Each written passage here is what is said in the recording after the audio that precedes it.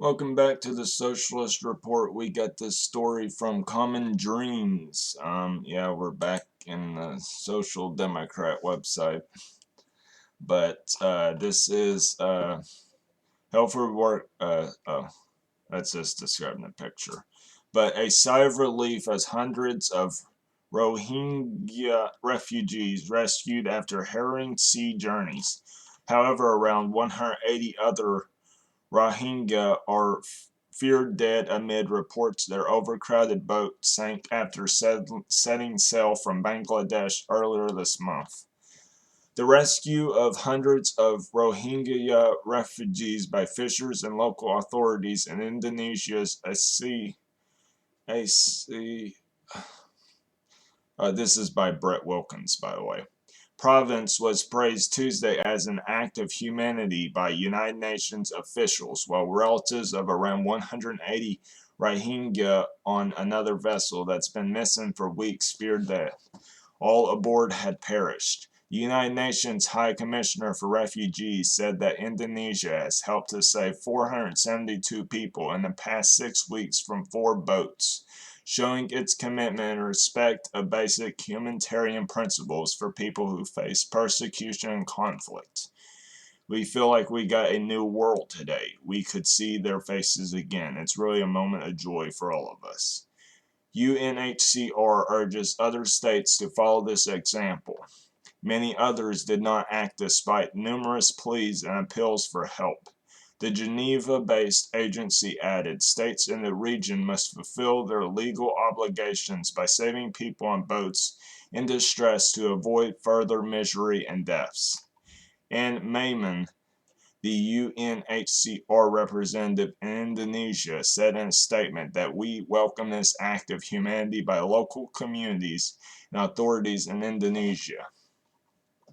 These actions help to save human lives from certain death, ending torturous ordeals for many desperate people, she added.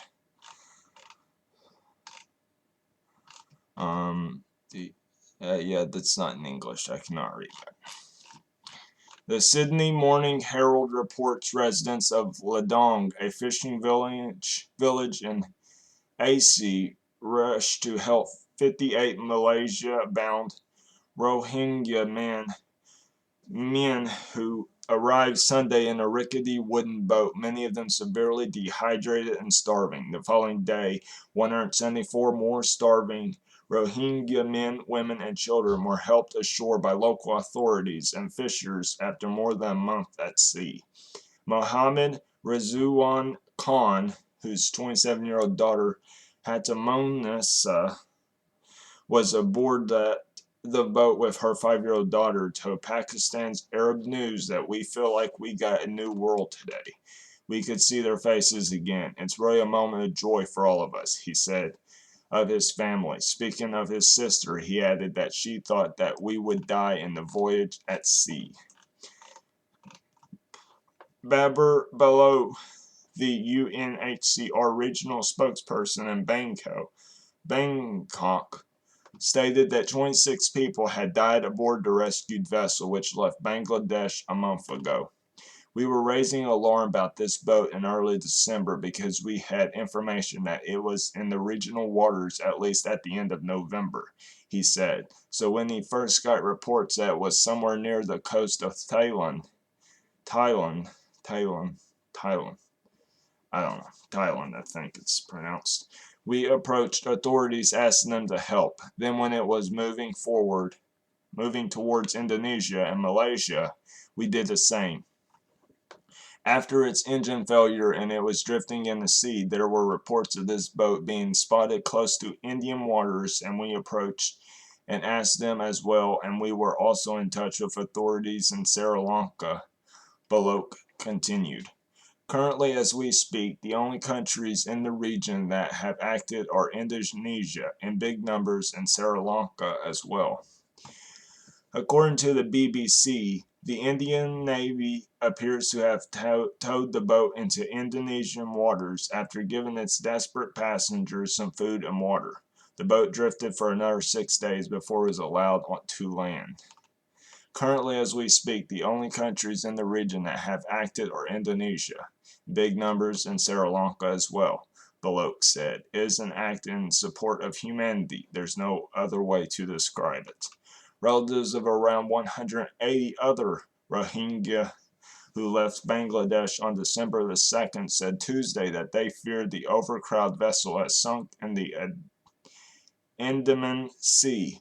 Mohammed Noman, a resident of a Rohingya refugee camp in Cox's Bazar, Bangladesh, told The Guardian that his sister is aboard the boat with her two daughters who are 5 and 3 years old. "Every day we called up the boat 2 or 3 times on the boatman's satellite phone to find out if my sister and her two daughters were all right. Since December the 8th, I have failed to get access to that phone," he said. "I know some other people in Cox's Bazar who made phone calls to the boat every day and stayed in contact with their relatives there. None of them was succeeded to reach the phone after December the 8th. The captain of another vessel transporting Rohingya refugees said he saw the distressed boat swept up in stormy seas sometime during the second week of December. It was around 2 a.m. when a strong wind began blowing and big waves surfaced on the sea. Their boat began swaying wildly. We could gauge from a flashlight that they were pointing at us," he told The Guardian. "After some time, we could not see the flashlight anymore. We believed the boat drowned then." More than 1 million Rohingya Muslims are crowded into squalid refugee camps in southern Bangladesh after having fled ethnic cleansing and apartheid and other violence and repression in Rakhine State, Myanmar, which is ruled by a military dictatorship. Since 2020, thousands of Rohingya have fled the camps by sea. Hundreds have died during the perilous journey. If the sinking of the boat with 180 aboard is confirmed, it would make 2022 the deadliest year for Rohingya at sea, according to UNHCR. UNHCR's Balok stressed that countries and states in the region have international obligations to help desperate people. "We have been calling on states to go after people smugglers and human traffickers as they are responsible for putting people on those death trap boats. But victims have to be saved, and saving human life is the most important act," he told the Morning Herald. "The refugee issue and saving lives cannot just be left to one country.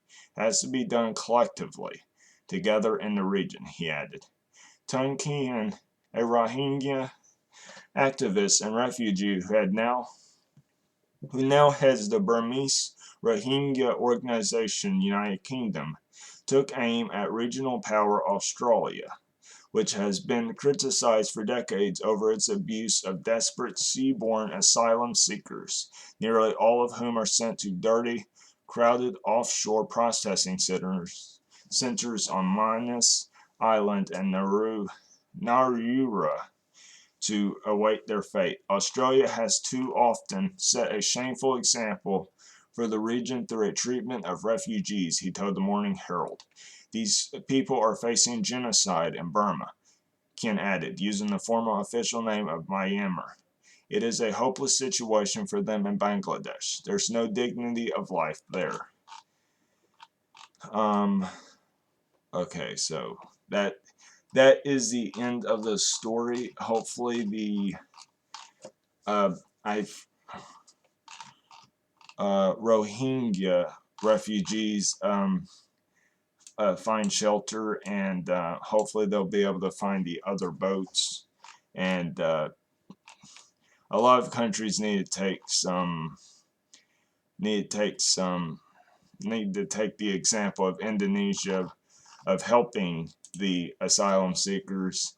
And so yeah, I don't know too much about this situation. This is the first time I'm hearing about it, but hopefully the Rohingya people will be safe. And about the genocide and apartheid where was that? Ethnic cleansing, apartheid, and other violence and repression in Rakhine State, Myanmar. Hopefully there will be justice for them. But that's going to be all for this video. Thank you for watching. Hope you all enjoyed. Make sure to leave a comment, hit that like button, subscribe to the channel. See you in the next one. Peace out. This has been the Socialist Report.